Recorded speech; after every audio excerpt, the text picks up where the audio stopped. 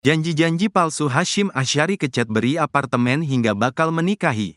Hasyim Asyari Ketua KPU Hasyim telah dinyatakan terbukti bersalah dalam perkara tindak asusila kepada Chet atau Cindra Aditi Tejakinkin, seorang PPLN untuk wilayah Eropa.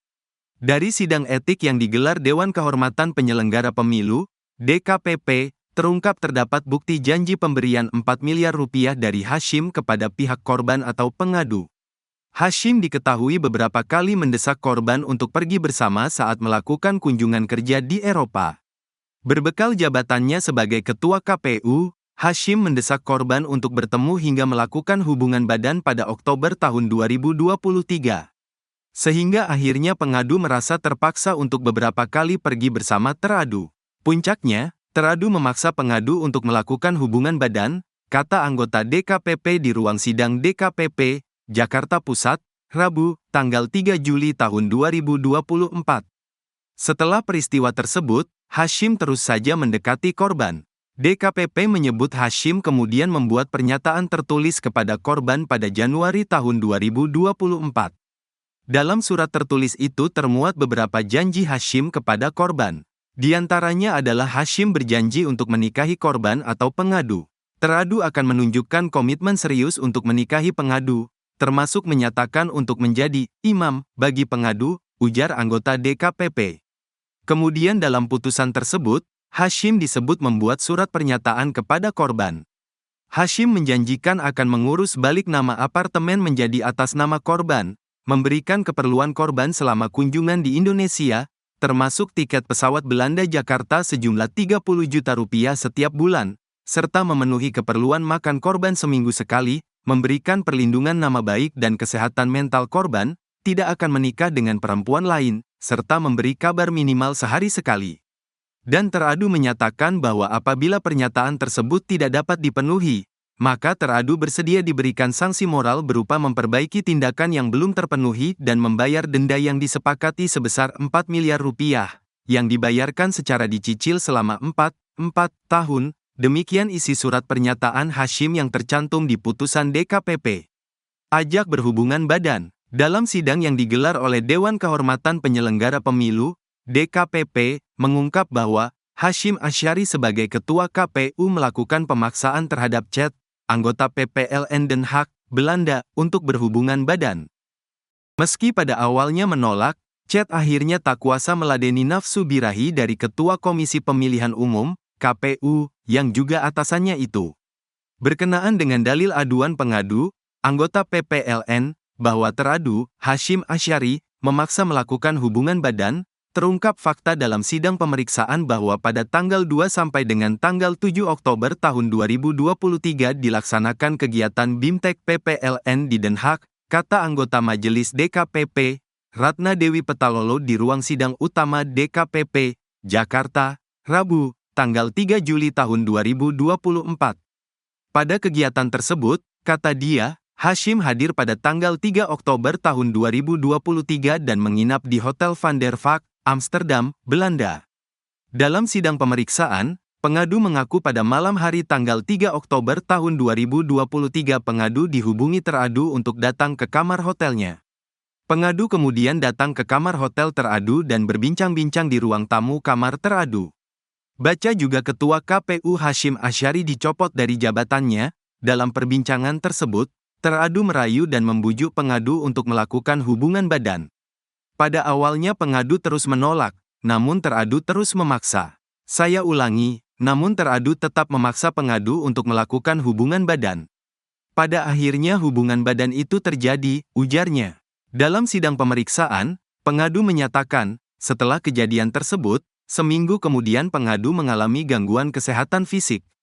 Kemudian, pada tanggal 18 Oktober tahun 2023, pengadu melakukan pemeriksaan ke dokter umum atas gejala yang dialami sebelumnya. Hasil konsultasi dengan dokter menunjukkan agar dilakukan pemeriksaan lanjutan bersama antara pengadu dan teradu. Pada tanggal 31 Oktober tahun 2023, pengadu menghubungi teradu melalui pesan WhatsApp agar teradu juga melakukan pemeriksaan kesehatan sebagaimana dianjurkan oleh dokter. Kemudian teradu menjawab, "Iya, siap sayang."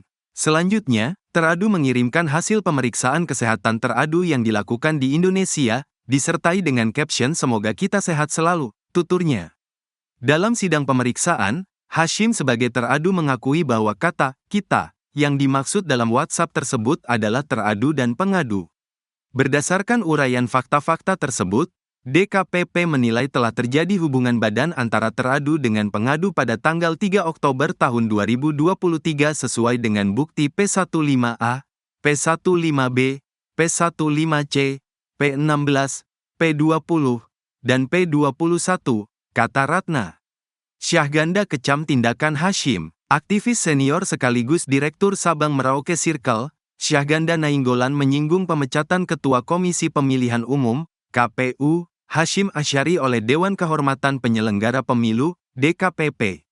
Syahganda mengungkapkan, kasus dugaan asusila dengan korban chat selaku anggota Panitia Pemilihan Luar Negeri, PPLN, Den Haag, Belanda serta Hana Eni atau Wanita Emas, menunjukkan tabiat buruk Hashim. Baik kasus chat maupun Hana Eni Moein di atas, DKPP mengaitkan keduanya dengan relasi power. DKPP mengatakan bahwa kejahatan kelamin yang dilakukan oleh Hashim Asyari, selain berzina berat karena dia sudah beristri, terjadi pula karena Hashim mempunyai kekuasaan yang bisa mempengaruhi kedua korban secara langsung, ungkap Syahganda melalui keterangan tertulisnya, Rabu, tanggal 3 Juli tahun 2024. Menurut Syahganda, dalam diskursus kesetaraan gender beberapa tahun belakang ini, gerakan feminis menyerang dominasi lelaki karena adanya relasi power, di mana dominasi diakibatkan power lelaki lebih unggul, seperti pemilikan uang, jabatan, dan sebagainya. Menurut mereka jika kepemilikan power itu ditata ulang maka sesungguhnya kesetaraan gender akan terjadi dengan sendirinya. Syahganda menilai, Hashim Asyari sendiri telah membuat banyak kesalahan besar di Republik kita, khususnya ketika meloloskan Gibran sebagai cawapres. Saat itu, ketika pelolosan itu, peraturan KPU terkait batas usia belum direvisi. Sehingga seharusnya KPU tidak bisa meloloskan Gibran sebagai cawapres. Di tangan kepemimpinan Hashim Asyari juga terdapat dugaan besar pengaturan suara pemenang Pilpres melalui KPU, kemenangan satu putaran.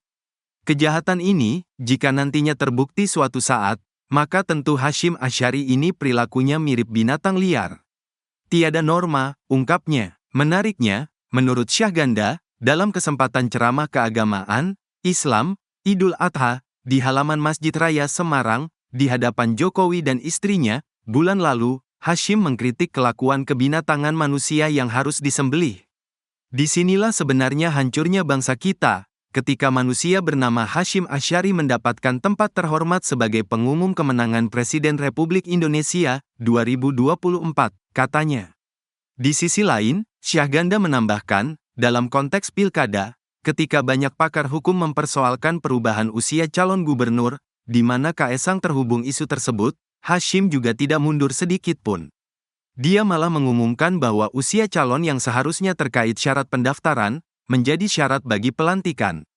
Dan terakhir dengan sombongnya pula Hashim Asyari mengatakan berterima kasih, Alhamdulillah, atas pemecatannya, ungkapnya. Pemecatan Hashim oleh DKPP. Diberitakan sebelumnya, Ketua Komisi Pemilihan Umum, KPU, Hashim Asyari menjadi perbincangan publik setelah dipecat oleh Dewan Kehormatan Penyelenggara Pemilu, DKPP. Sebagai informasi, Ketua KPU RI Hashim Asyari menjadi teradu dalam perkara dugaan tindak asusila terhadap seorang wanita cantik yang menjadi anggota Panitia Pemilihan Luar Negeri, PPLN, Den Haag, Belanda. Selanjutnya Dewan Kehormatan Penyelenggara Pemilu, DKPP, memutuskan untuk memberhentikan Hashim Asyari dari jabatannya yakni Ketua Komisi Pemilihan Umum, KPU RI. Memutuskan, mengabulkan pengaduan pengadu untuk seluruhnya. Menjatuhkan sanksi pemberhentian tetap kepada teradu Hashim Asyari selaku Ketua merangkap anggota KPU terhitung sejak putusan dibacakan, tutur Ketua Majelis Sidang, Hedi Lugito saat membacakan putusan di ruang sidang DKPP, Jakarta Pusat pada Rabu, tanggal 3 Juli tahun 2024. Dalam sidang tersebut, Hashim tidak menghadiri langsung sidang putusan tersebut. Namun, ia hadir secara daring melalui via Zoom. Selanjutnya dalam putusan tersebut, DKPP meminta Presiden Joko Widodo alias Jokowi untuk melaksanakan putusan ini paling lambat 7 hari sejak putusan ini dibacakan. Selain itu, Ketua Majelis Sidang juga meminta Bawaslu untuk melakukan pengawasan terhadap putusan DKPP tersebut. Sebelumnya, Ketua Komisi Pemilihan Umum, KPU, Ri Hashim Asyari membantah seluruh pokok aduan yang disampaikan dalam sidang dugaan pelanggaran kode etik, dugaan asusila terkait perayuan terhadap anggota Panitia Pemilihan Luar Negeri, PPLN. Diketahui, sidang tersebut dilakukan secara tertutup dan berjalan kurang lebih 8 jam sejak pagi hingga sore hari. Semua hal yang menjadi pokok perkara yang diadukan oleh pengadu maupun melalui kuasa hukumnya sudah saya jawab semua. Dan kemudian pada intinya apa yang dituduhkan atau apa yang dijadikan dalil aduan kepada saya bantah semua, kata Hashim di kantor DKPP Jalan Abdul Muiz No. 2-4, Kelurahan Petojo Selatan, Kecamatan Gambir, Kota Jakarta Pusat, Rabu, tanggal 22 Mei tahun 2024. Saya nyatakan pokok-pokok perkara yang pernah disampaikan melalui media itu semuanya saya bantah di dalam persidangan, lanjutnya. Lebih lanjut, Hashim mengatakan selama ini bungkam karena menghormati permintaan pengadu agar sidang dilakukan tertutup. Namun kata Hashim, kuasa hukum pengadu justru membuka pokok aduan di muka publik. Kuasa hukumnya tetap bicara ke publik kan tentang apa saja yang jadi pokok-pokok aduan. Padahal dia sendiri ngomong pengadu mintanya sidang tertutup, tapi topiknya pokok aduannya dibuka ke publik oleh kuasa hukumnya, itu yang saya bantah, ujarnya. Saya terus terang saja merasa dirugikan. Karena apa? Hal-hal itu kan belum kejadian untuk dijadikan bahan aduan di DKPP, artinya persidangannya belum ada, imbuhnya. Sebagai informasi, aduan dilayangkan dari pihak Lembaga Konsultasi Bantuan Hukum Fakultas Hukum Universitas Indonesia, LKBH FUI, dan LBH APIK ke kantor DKPP RI pada Kamis, tanggal 18 April tahun 2024. Pada hari ini kita melaporkan Ketua KPU RI ke DKPP atas pelanggaran etik integritas dan profesionalitas yang diduga melibatkan tindakan-tindakannya dalam membina hubungan personal, hubungan romantis dengan seorang PPLN di luar negeri, tutur kuasa hukum pelapor, Aristo Pangaribuan.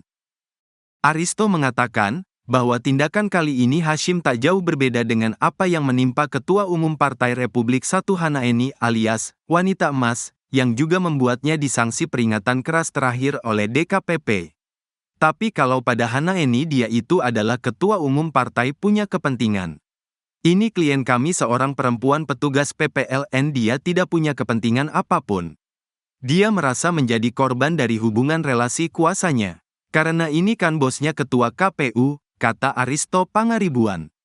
Kemudian ia menyebut, dalam keadaan keduanya terpisah jarak, terdapat upaya aktif dari Hashim, secara terus-menerus, untuk menjangkau korban. Menurut Aristo, Hashim diduga melakukan tindakan asusila kepada korban selama proses pemilu, yakni sejak bulan Agustus tahun 2023 hingga Maret tahun 2024.